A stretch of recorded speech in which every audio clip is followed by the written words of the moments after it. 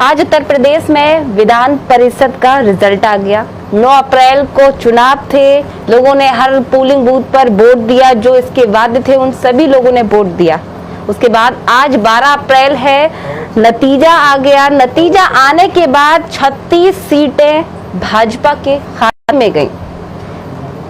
वहीं अगर हम बात करें समाजवादी पार्टी की, या प्रत्याशी के सर पर जीत का सेहरा नहीं बना, आखिर क्या कारण रहा? हमारे साथ मौजूद है एक बार फिर आगरा फिरोजाबाद एमएलसी डॉक्टर दिलीप। देश में सारी सीटें भाजपा के खाते में गई, एक भी अलग अलग पार्टियों में नहीं आई, क्या कारण रहा? देखिए, संविधान के तहत प्रजातंत्र में, लोकतंत्र में प्रत्येक व्यक्ति को अधिकार होता है अपना मत देने का। जी, ये चुनाव विधान परिषद का ऐसा होता है, इसमें नेता को चुनता है। जो जनप्रतिनिधि है, जी, चाहे प्रधान हो हमारा सम्मानित, बीडीसी मेंबर हो, जिला पंचायत मेंबर हो, नगर पालिका मेंबर हो, विधायक हो या माननीय सांसद हो, जी, ये लोग जनप्रतिनिधि हैं।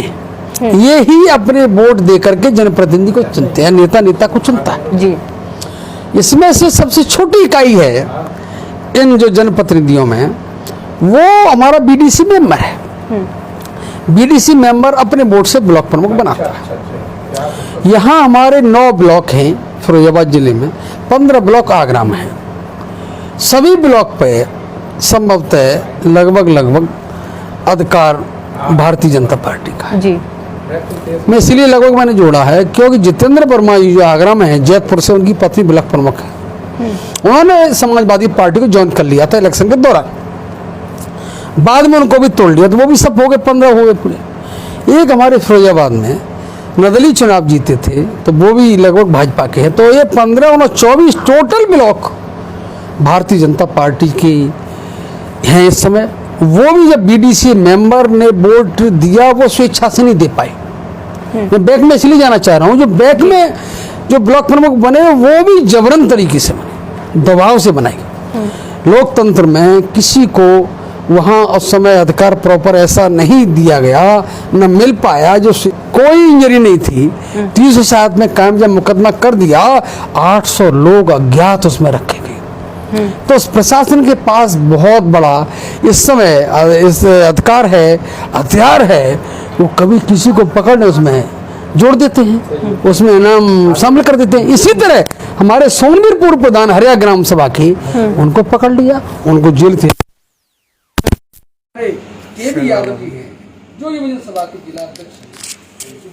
जिसमें दहशत भरे माहौल में लोग वोट देने में डरे, और लोग वोट देते समय सोच रहे कि हमारे खिलाफ भी कार्रवाई हो जाएगी। और ये सत्ता का लगभग ये चुनाव रहता है। मैं इसीलिए कह रहा हूँ, लोगों को डरा धमका के इस तरह से कर लिया जाता है। इसमें जो 33 जीते हैं भारतीय जनता पार्टी के, 3 निर्दलीय जीते हैं। निर्दलीय में एक तो राजा भैया जी की पार्टी के हैं, और 2 एक विजय सिंह जी हैं, उनके हैं, एक सिद्धार्थ सिंह जी शायद वो वहाँ से आजमगढ़ से हैं। इस तरह से 36 और 36 इनकी झोली में गए हैं। परंतु जनता सब समझ रही है, जनता दबाव से इन्होंने इस तरह से बनाया है। हमारे लोग वोट डालने गए, कई प्रधान में नाम नहीं लेना चाहूँगा, उनके लिए समस्या पैदा हो जाएगी, जिनका मैं नाम ले दूंगा। उनकी उंगली पर निशान लगा दिया।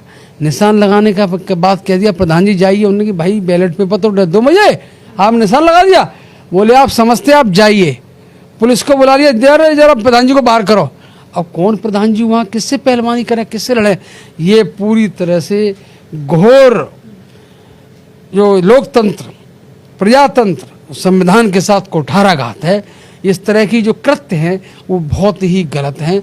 मैं कहना चाहूँगा, हार जीत चलती रहेंगी, सरकार आती जाती रहेंगी, लेकिन अधिकार स्वतंत्र रूप से मिलना चाहिए वोटर को, मतदाता को, जिससे स्वेच्छा से अपना वोट दे सके। कहा जाता है एमएलसी साहब की जिसकी सरकार, एमएलसी का, विधान परिषद का चुनाव उसी का, प्रत्याशी उसी के, उम्मीदवार उसी के, जीते लोग उसी के।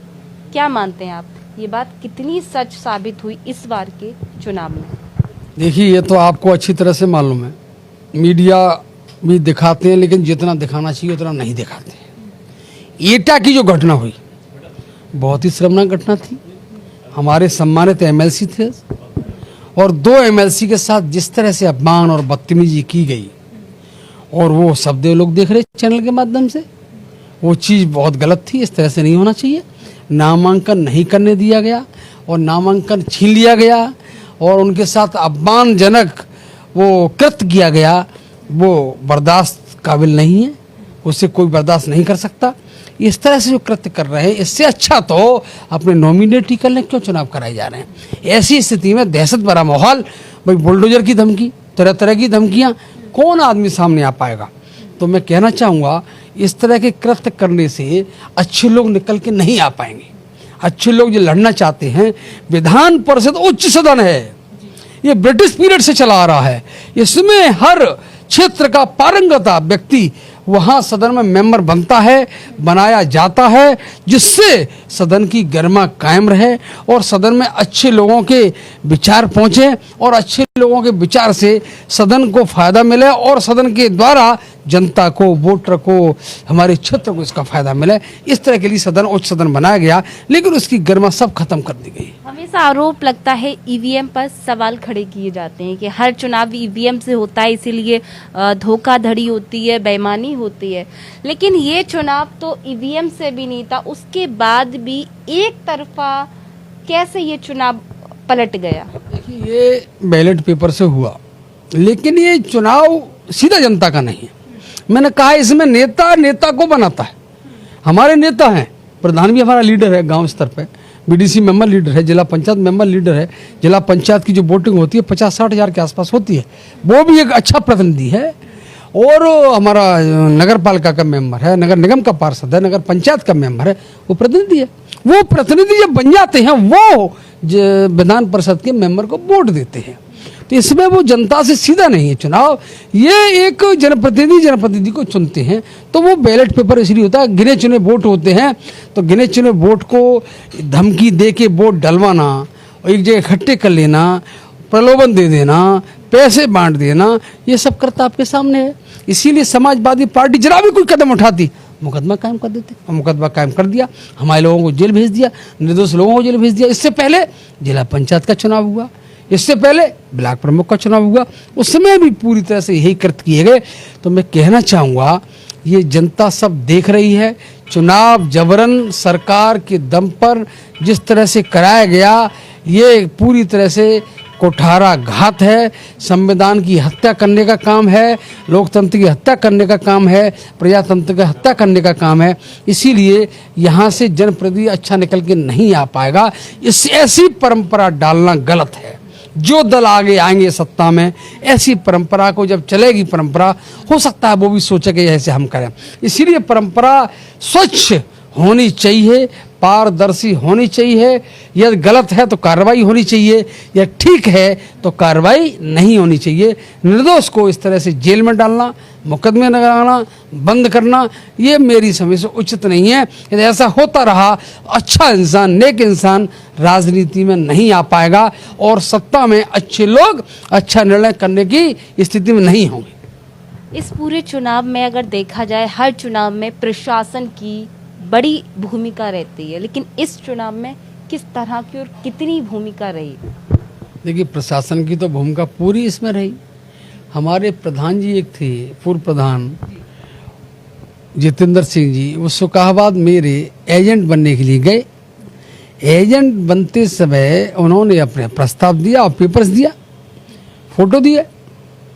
जो वहाँ पुलिस अधिकारी थे, उन्होंने उनको गाली दे के कहा, मैं आपके इस पर गाली नहीं देना चाहूँगा, जिस तरह से उनने अपमानजनक गाली दी और ये कहा कि तू चला आया, तू उनकी उम्र 60 साल के आस, तू यहाँ चला आया, तेरी हिम्मत पड़ गई, डॉक्टर दिलीप यादव का एजेंट बनने यहाँ तक चला ही आया। उन्होंने कहा, क्यों भैया, उन्हें एजेंट क्यों नहीं बनेंगे? चुनाव आयोग के निर्देश है, एजेंट हम बनना चाहिए, एजेंट हम बनेंगे। तो उन्होंने कहा, तहसीलदार साहब जरा इसकी जरा तलाशी लीजिए, जो फोर्स था बाहर का अर्धसैनिक बल, उसको तलाशी लीजिए इसकी। अरे बेचारे एजेंट बनने आए हैं, कहाँ वो कट्टा तमंचा लेके आए हैं, कहाँ कोई ऐसी चीज़ लाए हैं जिससे आपको फिर भी चलो चेकिंग कर लो तो एजेंट तो बना दो। उनको कह दिया 2 मिनट के अंदर बाहर निकल जाइए, वरना आपको सीधा जेल भेज दिया जाएगा। मालूम नहीं है 307 लगी हुई है और उसमें वांटेड काफ़ी लोग हैं अज्ञात में। खैर लिहाजा वो बेचारे बाहर निकले। हमने सबको कह दिया था यदि कोई कहे तो भैया बाहर निकल जाना, हट जाना, लड़ना और जवाब देना उचित इसलिए नहीं है कि इलेक्शन लड़ा जाता है दूसरे दल से, जनता से, सरकार से थोड़ा हम लोग इलेक्शन लड़ सकते हैं। सरकार पावरफुल होती है, सरकार से हम तो क्या लड़ेंगे? जब सरकार के अधिकारी कर्मचारी इस तरह के विचार प्रेषित कर रहे हैं, अपमान कर रहे हैं, उनसे हम लोग कहाँ इलेक्शन लड़ सकते हैं? इसी तरह जगह जगह हर जगह ब्लॉकों में बदतमीजी की पराकाष्ठा, लोगों का अपमान करना, भगा देना, वोट नहीं डालने देना, तो इसीलिए वो पूरी तरह से लूटपाट की गई, मैं तो यही कहूँगा। और यहाँ जो हम देख रहे हैं तो ऐसे ही पूरा प्रदेश में की गई। इसीलिए हमारी समाजवादी पार्टी जो माननीय अखिलेश जी में आस्था रखती है, माननीय प्रोफेसर में आस्था रखती है, माननीय अक्षय जी में आस्था रखती है, वो पूरी तरह से हम लोग विफल हुए। और वो लोग सत्ता की ताकत से, सत्ता की दम पर मैं उन्हें धन्यवाद देना चाहूँगा।